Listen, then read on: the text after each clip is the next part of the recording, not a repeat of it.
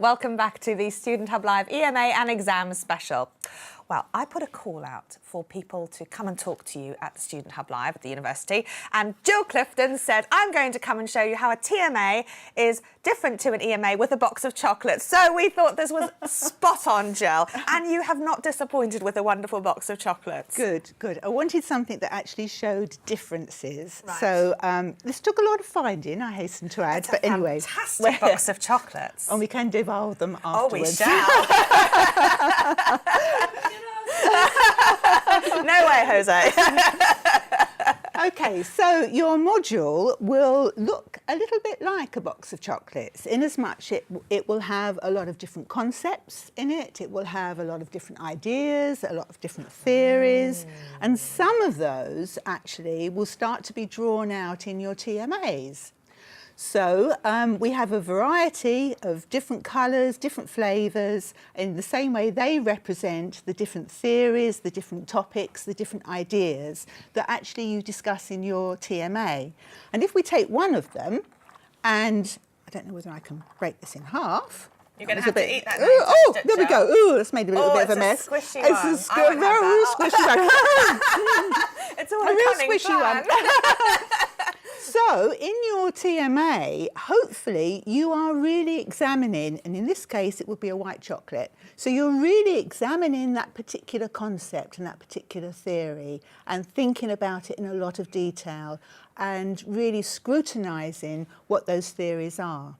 Never worked with animals or children or chocolate. Chocolates, yeah. But this is like what Steve was saying. You can eat that while I explain this, Jill, Thank you. because I had Steve and Naomi here before from childhood studies, and what we were talking about was these different levels of detail and how sometimes it might be, I guess, like if you were sort of describing in a TMA about the outside of that chocolate and the filling. I'm sure you can describe it in a lot more detail in a second. But that for an EMA, you might just be focusing on what it looks on the outside. So there's this, I guess it's a different level of detail, even if you're talking about the same sort of thing. Like you've been writing about something in a TMA and then you're writing about it in an EMA, but you can't just lift it out of the TMA because it's different, isn't it? Even though it's the same thing. Absolutely, because the difference between the TMA and the EMA is actually once you've completed your module and you've got your box of chocolates and you've got all your concepts and all your ideas that you hopefully have got a good understanding of, in the EMA you then have to look at the question, because the EMA question will be bringing all this together. So you will be expected to draw all those concepts and ideas together. And in doing that, it must address the question, of course, but you must also be cautious about trying to pack everything into it as well. So that's another warning issue, a warning sign there, really, that you need to be thinking about how what you want to say in your EMA actually addresses the question, but at the same time draws on all your experience of the TMAs and shows your understanding of the module in a holistic way. Brilliant. And Carla really wants some chocolates. And Michelle, you've given her digital chocolate. Oh, we would definitely pass on the digital chocolates to all those people at home.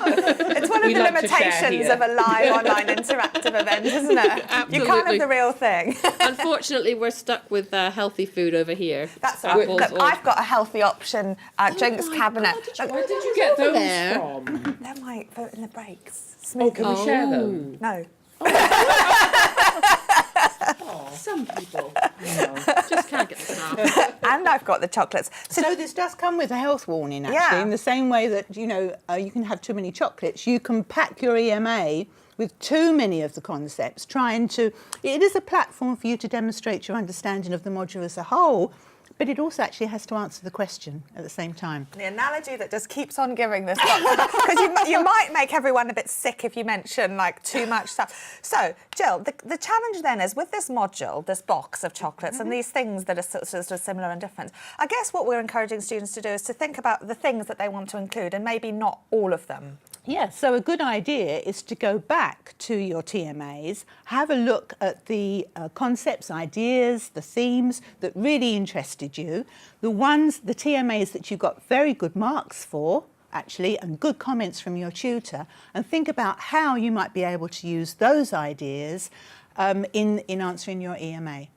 And it's this synthesis, isn't it, Jill? Because we've got a little bit of time left, which I'd really like to talk about, because it's one of the things that I think is just so complex. Students have the guidance for the EMA, so they'll know what is required and what's expected. The menu, yes, exactly. The chocolate menu. And then they'll be sort of really trying to pick at this level of detail. But in synthesising things that are different, that can be hard. I mean, it's almost like, I guess some of these have fillings, some of them don't. So you might think, is it easier for me to sort of include evidence like this or like that? How hard is it then to address this question using what I've got? Because very often students will have to make some choice about what they're going to include. Absolutely. And it comes into that having a critical perspective. So thinking about one of perhaps your favourite concepts, your favourite ideas, and how that might compare and contrast to something else.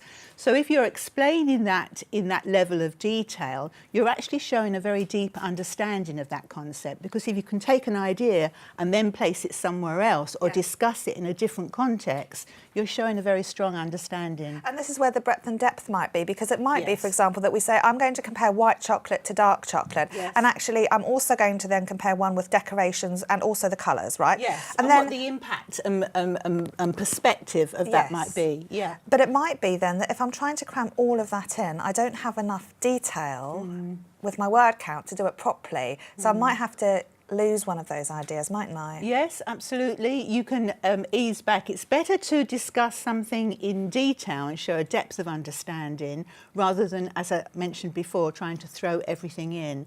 But having said that, not to lose the fact that it is a platform for you to demonstrate your holistic understanding. So students might then sort of start thinking about collecting their evidence and thinking about what it might include. And Naomi and Steve were saying before that there's this holistic thing, which you've been mentioning as well, this idea of taking a step back. And what they said was, try and think about some of these module themes or some of these strands or common ideas that are sort of woven throughout, maybe questions that are there, and that those can be some sort of framework to bring things together. Absolutely, they can, but I do think that the lead is with the EMA question. Be guided by that, because as with your TMAs, you were probably told in your TMAs what units to include, what areas or sections of your module to include. With the EMA, there will be an opportunity to think, OK, where does this question, or there may be several questions actually, and you're choosing a question.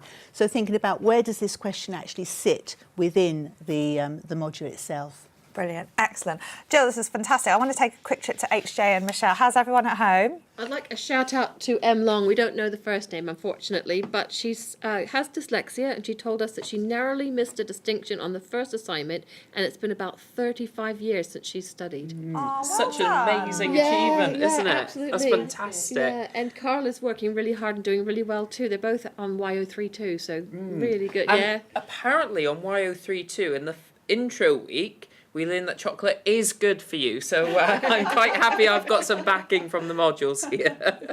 Yes, I'm chair of YO32. I often talk about chocolate, and I thought it was a great way to introduce students to things. As it is, and thank you so much for coming along, Jill. I hear it's your birthday today, and I think that's... Well, the chocolates, you see. We're not eating your birthday present, are we? No, not at all. Oh, well, that's absolutely wonderful. Thank you for coming along. That's been a really interesting... EMA. Yes, exactly. All right. Well, thank you, Jill. I hope you've enjoyed that session. I'm certainly looking forward to eating the remains. Oh. Happy birthday, dear Jill. Happy birthday to you. Oh, Jill. Jill is a big friend of Student Hub Live, and she did an excellent session on critical evaluation using nothing but water bottles. So look that up on the YouTube channel if you'd like to see more of her. It's been a wonderful session, Jill. Thank you. Right, we're going to now show you another area of campus with the Gardner building, and then we're going to take a shift to focus on exams. But if you don't have an exam, do stay tuned, because it's very likely that this will apply to you at some point. We're going to look at revision and also then recall after that. So join me for the next session with Paul Francois Tremlett. I'll see you soon.